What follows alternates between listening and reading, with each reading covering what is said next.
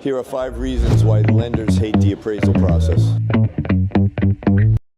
So one of the reasons why people in the mortgage industry tend to dislike the appraisal process is because one is the perceived lack of transparency. Sometimes we're in a situation where we're waiting on the appraisal. We don't really know what's going on. Realtor and client are basically have a knife at my neck waiting for an answer. I'm waiting on the report. So I'd love to hear what Bob has to say about that. Typically, the AMC, there's usually an AMC involved, and they order the appraisal. But our agreement with them is we'll deliver that appraisal within 3 to 5 business days.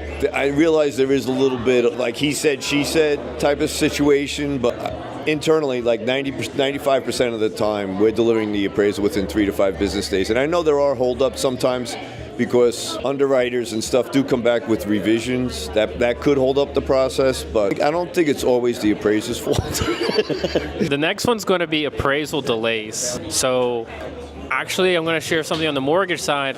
Clients have to sign their initial disclosures for the mortgage team to order the appraisal. They have to sign their intent to proceed.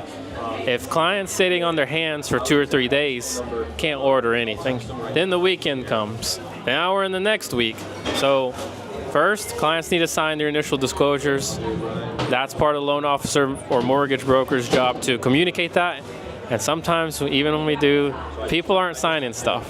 So one, client needs to do their part.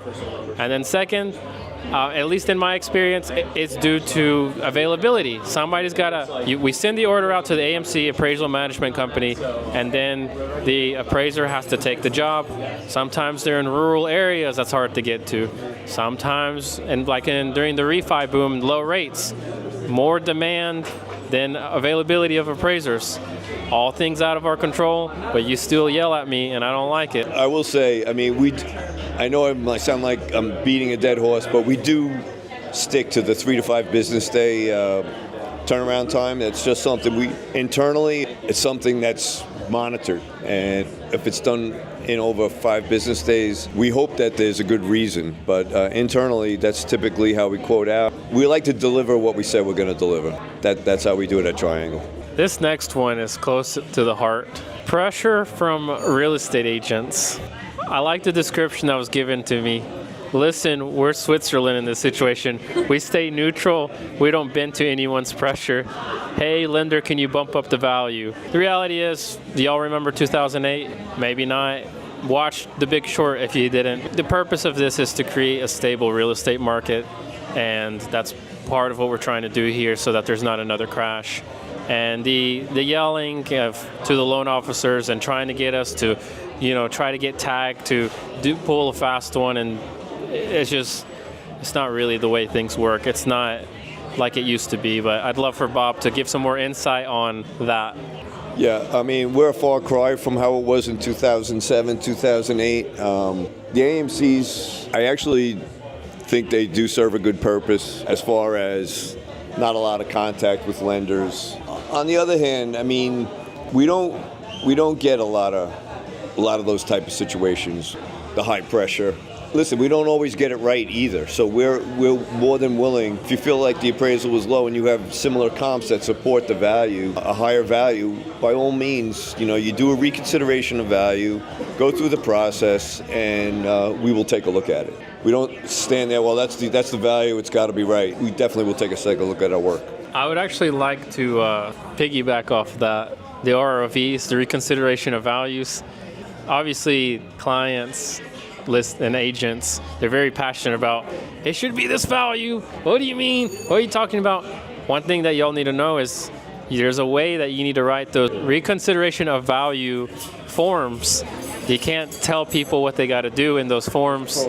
So I'd love if Bob could explain that protocol, because he'll know it better than I can, because this is one of the problems with the appraisal process is people in mortgage and real estate think it's basically going to be impossible to get them to change it. And they do think that they're not willing to change the value because it's kind of a historical issue where they have a hard time getting their point across. But maybe what's a way that they can get their point across and do the ROV correctly? Typically the way you would do it is if there's realtor involved, right, which most likely it is, it's a purchase. The realtor listed the house, so did she list it too high? I mean, who knows, right? You ask them to go over the comparables or send comparables to support the value that she thinks it should be at.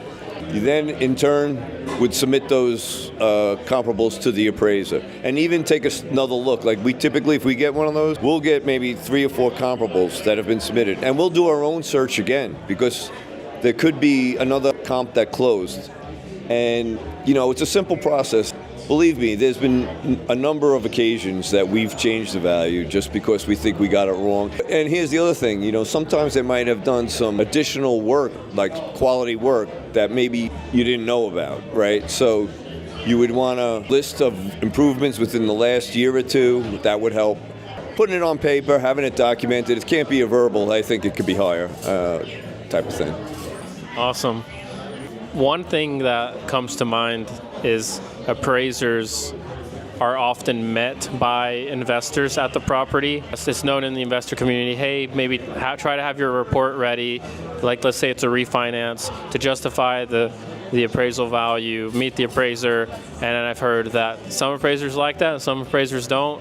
I'd love to hear your insight on that. I mean, if the investor wants to meet, that's fine. More important than that, I would like a scope of the work that was done, written out. Like if you used a contractor, what exactly was done. We would submit that with the report. That helps a lot. I mean, if the investor wants to go over it at the time of the appraisal, that's fine. But having that written documentation goes a long way. Yeah, I would say that for the most part, to me, concludes a lot of the hot topics between appraisers, lenders, real estate, and how that affects clients. Biggest thing y'all need to know is that they're third party. They don't work for the mortgage company or they don't work for the bank. So they're an independent third party. Sometimes people even think going with a certain lender or bank that it's part of their in-house, because there's sometimes in-house processing, but the appraisal doesn't work like that. So hopefully that cleared up some stuff. Thanks, Bob, for doing the video with me, and hopefully this helped educate some people. I don't know if you have any last words for everybody. Thanks very much. And a lot of times, like, realtors might have a problem listing a house. Like that's something we also do, is like pre-listing appraisals or appraisals for private work, like settle an estate or a business partnership breaks up. Just give us a call at Triangle.